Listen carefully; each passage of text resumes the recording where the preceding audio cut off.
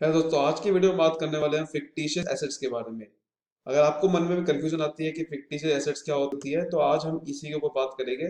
बस आपको इस वीडियो को एंड तक देखना है और चैनल को सब्सक्राइब कर देना है अगर आपने नहीं करा है। चलो बिना को देरी के स्टार्ट करते हैं। पहले हम एग्जांपल समझते हैं फिक्टिशियस एसेट क्या होता है, उसके बाद फिक्टिशियस एसेट क्या होते हैं सबसे पहले ये समझना जरूरी है, क्योंकि मेन पर्पस यही है। फिक्टिशियस का पहले मतलब समझना पड़ेगा हमें, फिक्टिशियस का मतलब क्या होता है, उसके बाद हमें समझ में आएगा फिक्टिशियस एसेट्स क्या होते हैं। फिक्टिशियस का मतलब होता है जब कोई चीज रियल नहीं होती, फेक होती है, उसे कहते हैं फिक्टिशियस। तो मतलब कि कोई चीज रियल नहीं है, नॉट ट्रू या फिर फेक, तो दैट इज कॉल्ड फिक्टिशियस। अब वो फेक है तो हम उसको रिकॉर्ड क्यों कर रहे हैं? ऐसे एसेट्स जो कि फेक है, एक्चुअल में एसेट नहीं है, लेकिन उसको रिकॉर्ड कर रहे हैं बुक्स ऑफ अकाउंट में, क्यों? सारा खेल उसी का ही है। देखो, कई सारे डेफिनेशन लिखी होती है एसेट की, आपने भी पढ़ी होगी एसेट की डेफिनेशन क्या होती है। ज्यादातर एसेट की डेफिनेशन क्या होती है? एसेट्स एक इकोनॉमिक रिसोर्सेज है जो कि आपको फ्यूचर में बेनिफिट प्रोवाइड करते हैं, जिसमें कैश कन्वर्ट कर सकते हो आप, कैश आ सकता है आपके पास। पर फिक्टिशियस एसेट्स ऐसे एसेट होते हैं जिसमें आप फ्यूचर में कैश में कन्वर्ट नहीं कर सकते, इसलिए बस इसको फिक्टिशियस कह रहे हैं। एसेट ये भी है, बस वो उस वे में नहीं है कि फ्यूचर में कैश में बेनिफिट नहीं मिलेगा, पर वैसे ही कोई ना कोई बेनिफिट जरूर मिलेगा उससे, कैश में नहीं मिलेगा। इसीलिए वो एसेट की डेफिनेशन में आ नहीं रहा है, इसलिए हम फिक्टिशियस एसेट बोल रहे हैं उसे।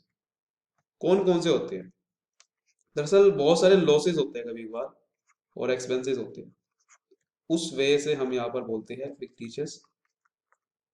जैसे कि कुछ लॉसेस और एक्सपेंसेस ऐसे होते हैं जो कि आपने कर दिए, लेकिन उसका जो बेनिफिट है वो फ्यूचर में बहुत ज्यादा होगा। अभी आप उसको एक्सपेंसेस को प्रॉफिट एंड लॉस अकाउंट बनाया जाता है, आपको पता होगा, नहीं पता है तो profit and loss account basically क्या होता है कि आप उसमें सारे इनकम एक्सपेंसेस रिकॉर्ड करते हो, बाद में प्रॉफिट निकालते हो। तो कुछ जितने भी एक्सपेंसिव लॉसेस होते हैं कभी कभार हम प्रॉफिट एंड लॉस अकाउंट में नहीं लिख सकते, क्योंकि वो एक्सपेंसेस ऐसे हैं जो कि आपको बहुत ज्यादा बेनिफिट प्रोवाइड करेंगे फ्यूचर में, भले ही अभी नहीं कर रहे, फ्यूचर में बहुत ज्यादा करेंगे।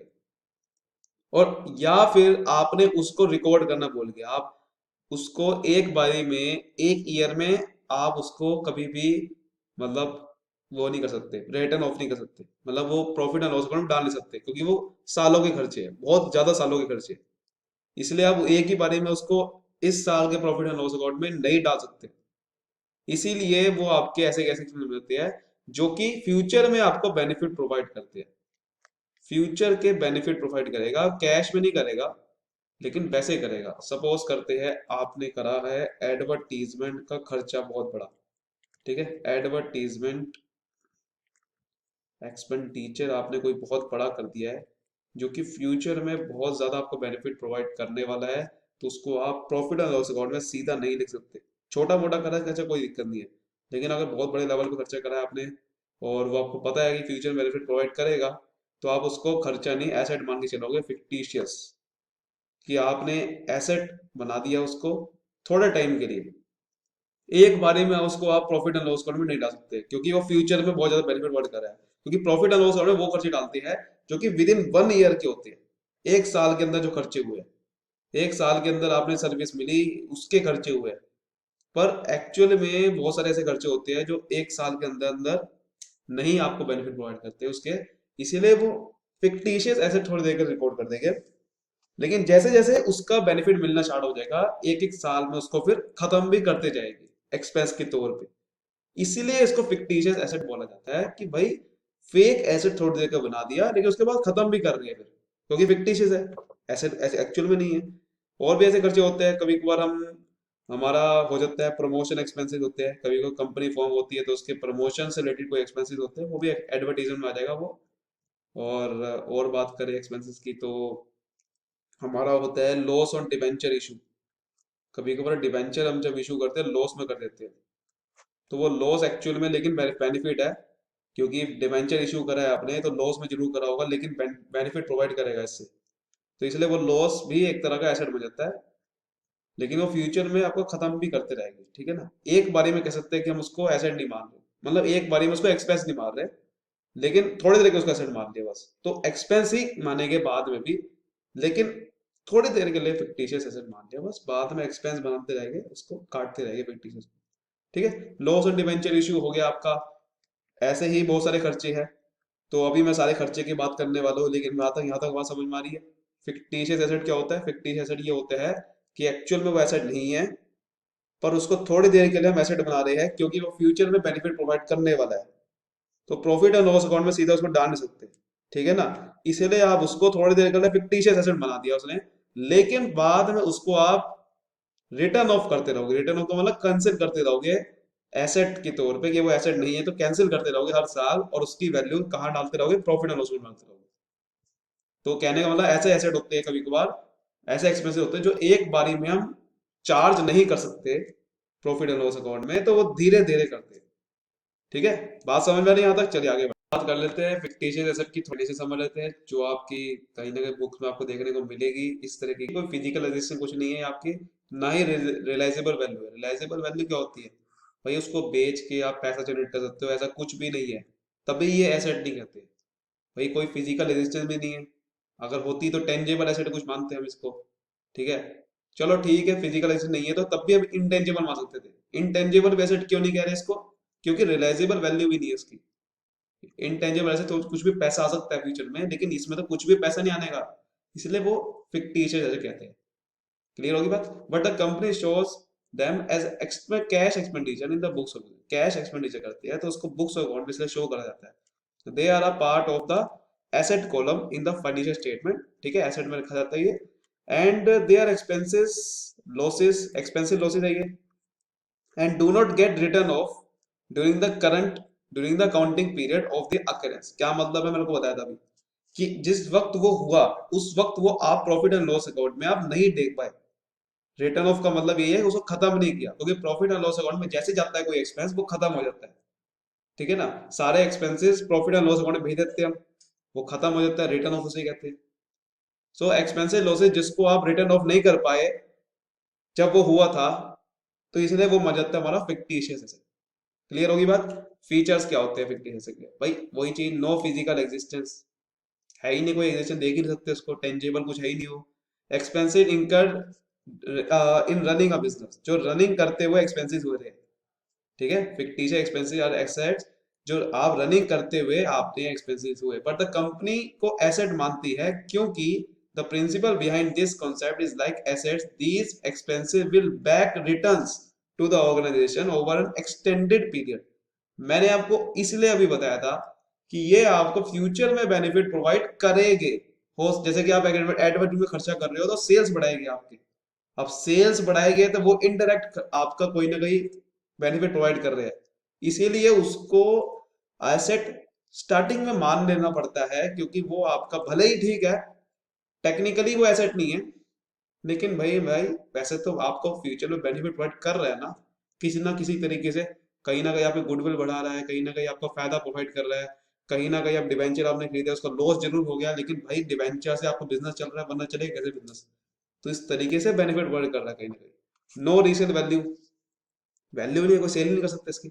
Amortise over several year, amortise का मतलब होता है कि वो चीज खत्म करते रहना, रिटर्न ऑफ करते रहना, ठीक है। देयर रिकॉग्नाइजेशन मतलब कि आपका एक्सपेंसेस को कम मानेंगे फ्यूचर में, फ्यूचर में एक्सपेंसेस मानेंगे defer to future accounting period, they are not accounting in a single year.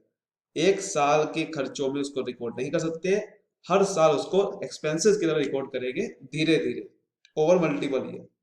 समझ आ गई बात? चलिए फिर आगे बढ़ते, फिर अब हम बात करते हैं कौन कौन से हो सकते हैं फिक्टिशियस एसेट्स। तो जैसे कि देखते हैं examples of fictitious assets. Example देखिए भाई, वही चीज है। सबसे पहला एग्जांपल है promotion expenses for a business. Business में जो आप प्रमोशन एक्सपेंसेस करते हो, मार्केटिंग पे खर्चा करते हो, मार्केटिंग एक्सपेंडिचर जो होता है एज एन इन्वेस्टमेंट होती है, क्योंकि उसके बिना आप बिजनेस प्रमोट नहीं हो सकता, तो प्रोडक्ट सर्विस बिकेगी कैसे?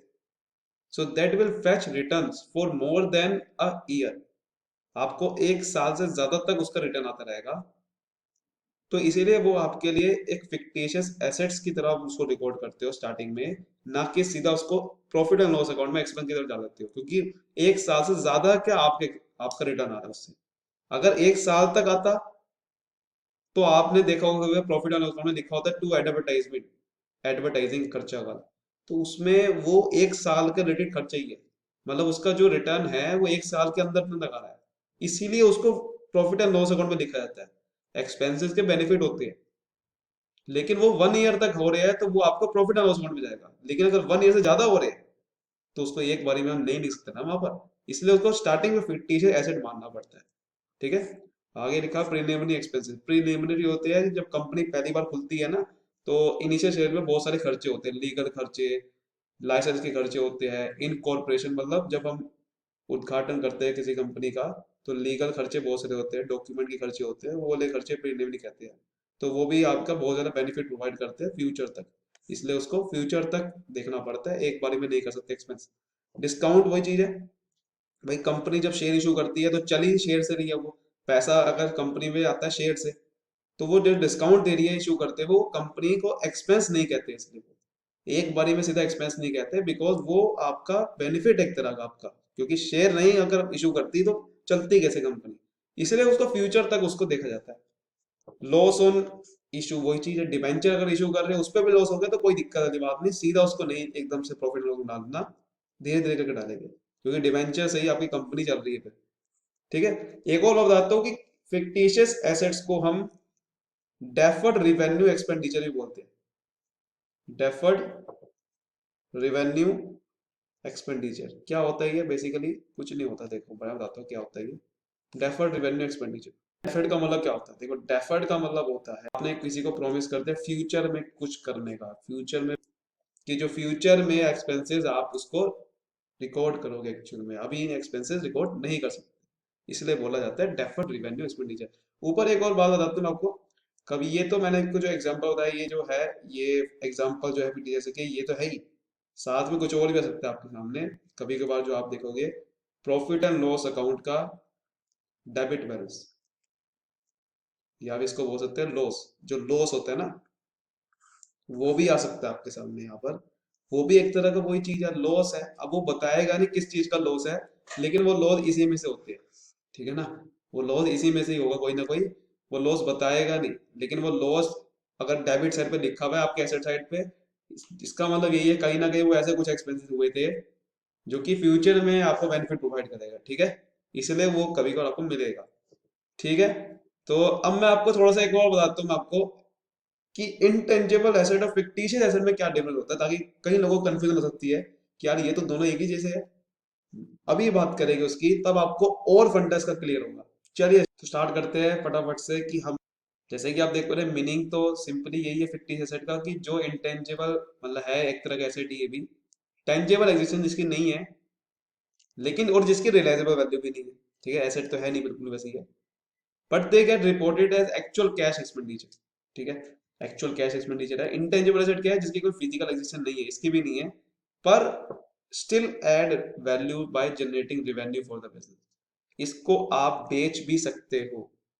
रियलाइजेबल वैल्यू इंटेंजिबल एसेट की होती है, इसकी नहीं होती। ठीक है, वही चीज अगला point, resale value. Fictitious asset की कोई रीसेल वैल्यू नहीं है, पर इंटेंजिबल एसेट की होती है। अभी बात करेंगे कैसे होती है। अगला पॉइंट क्या है जो कि अलग कर देता है इसको? Scope. Fictitious asset are a part of intangible asset, ये कैसे हो सकता है? क्यों पार्ट है? देखो ध्यान से, इंटेंजिबल एसेट्स का पार्ट इसलिए है क्योंकि इंटेंजिबल एसेट में बेसिकली जो एसेट ऐसे आते हैं जो एक्चुअल में जिसकी कोई फिजिकल एग्जिस्टेंस नहीं होती, आप उसको छू नहीं सकते, तो फिक्टिशियस एसेट भी उसी कैटेगरी में आता है, पर इसकी रियलाइजेबल वैल्यू नहीं होती बस। तो इसलिए हम फिक्टिशियस एसेट जो है इंटेंजिबल एसेट का एक पार्ट ही है। आप ये कह सकते हो कि इंटेंजिबल एसेट के जो अलग अलग तरीके के एसेट होते हैं उसमें फिक्टिशियस एसेट्स भी आते हैं, पर वो उसकी रियलाइजेबल वैल्यू नहीं होती। यानी कि अगर मैं बात करूं इंटेंजिबल कोई चीज एसेट्स की बात करूं, तो इंटेंजिबल एसेट्स में फिक्टिशियस एसेट्स उसका एक छोटा सा पार्ट है, पर उसमें बस एक दिक्कत क्या है, रियलाइजेबल वैल्यू नहीं है उसकी। ठीक है, तो अब एसेट की बोल रहे हैं इसलिए तो तभी तो फिक्टिशियस नाम लगा दिया उसके सामने। ठीक है, इंटेंजिबल की तरह ही है, वो भी है तो इंटेंजिबल ही ना, तो इसलिए इंटेंजिबल एसेट का छोटा सा पार्ट है, पर इंटेंजिबल एसेट का ब्रॉडर स्कोप है, बिकॉज उसमें आपके एक्चुअल में इंटेंजिबल एसेट आते हैं, साथ में फिक्टिशियस एसेट भी उसी के अंदर आते हैं। ठीक है, पर वो फिक्टिशियस है इसलिए हम उसको फिक्टिशियस की कैटेगरी में अलग डाल दिया, एक्चुअल में नहीं है पर वो इसलिए इंटेंजिबल है, इसलिए उसको इंटेंजिबल एसेट की कैटेगरी में डाल रहे हैं। एग्जाम्पल जैसे कि हमने डिस्कस करा था अभी, promotional expenditures, preliminary discount, loss हो गया। अब ये जो हम बात कर रहे हैं इसके एग्जाम्पल की, ये सारे रेजेबल वैल्यू होती है। ट्रेडमार्क, ट्रेडमार्क आप बेच नहीं सकते अपना, और बल्कि उससे आपको अगर किसी को, अगर आपको मतलब आपका नाम यूज करना है तो ट्रेडमार्क करना पड़ेगा, ट्रेडमार्क आपका लेना पड़ेगा, आपको उसमें पेटेंट करवाना पड़ेगा। अगर आपको कोई पेटेंट करवा दिया किसी का, तो आप दूसरे बंदे को रॉयल्टी देनी पड़ेगी, अगर आपका कोई बिजनेस का नाम यूज कर रहा है। कॉपीराइट करवा लिया, ये भी यही होता है। तो इसीलिए इसमें आपको फायदा होता है, इस एसेट से आप पैसा कमाते हो, गुडविल आप बेच सकते हो। तो इसीलिए ये सारे की रिलेशन वैल्यू होती है, फिक्टिशियस एसेट की नहीं होती। ठीक है, तो यही था इनके बीच में डिफरेंस। एक और चीज पूछ सकता है कभी कभार, ऐसे क्वेश्चन आते हैं कभी कभार कि सारे फिक्टिशियस एसेट क्या इंटेंजिबल एसेट होते हैं? जवाब है नहीं, सारे इंटेंजिबल एसेट, देखो हाँ, जवाब है हाँ, फिर सारे फिक्टिशियस एसेट इंटेंजिबल एसेट होते हैं। देखो ये एक बहुत इंपॉर्टेंट लाइन है, इसके हम यहाँ लिख लेते हैं। सारे जो फिक्टिशियस एसेट है, ऑल फिक्टिशियस एसेट्स, ठीक है, all fictitious assets are part of, किसका पार्ट है वो? इंटेंजिबल एसेट का। लेकिन सारे इंटेंजिबल एसेट फिक्टिशियस एसेट नहीं होते। ठीक है, और फिक्टिशियस एसेट पार्ट है एक इंटेंजिबल एसेट, क्योंकि फिक्टिशियस छोटे से होते हैं वो एसेट्स जो बेसिकली इंटेंजिबल की कैटेगरी में आते हैं, पर वो फिक्टिशियस ऐसे बना दिया क्योंकि वो फिक्टिशियस, क्योंकि वो हमारी रिलेशनल वैल्यू नहीं है, उसकी रीसेल वैल्यू नहीं है। ठीक है, ये क्वेश्चन जरूर बन सकता है। तो इसलिए आई होप आपको अच्छे समझ में आएगा पूरा का पूरा फिक्टिशियस का कॉन्सेप्ट। पूरी उम्मीद थी कि आपका पूरा डिटेल में समझाऊं, और डिटेल में पूरा का पूरा 17 मिनट की लगभग वीडियो बन चुकी है। तो पूरा अगर आप यहाँ तक हो, इसका मतलब पूरा अच्छे से क्लियर हो गया होगा आपका। क्लियर हुआ है तो यार लोगों को शेयर करो फिर, और कमेंट में बताना मुझे भी कैसे लगी आपका वीडियो, कोई दिक्कत हो बताओ। मिलते हैं तब तक अगली वीडियो में, ऐसी और धमाकेदार वीडियो के लिए बस चैनल सब्सक्राइब कर लो, और वीडियो जरूर देखो। कॉमर्स के बेसिक फंडे प्लेलिस्ट बनी हुई है, वहां पर अपने और फंडे के लिए कर सकते हो आप। ठीक है, तो मिलते हैं अगले वीडियो में, तब तक के लिए bye bye, thank you so much.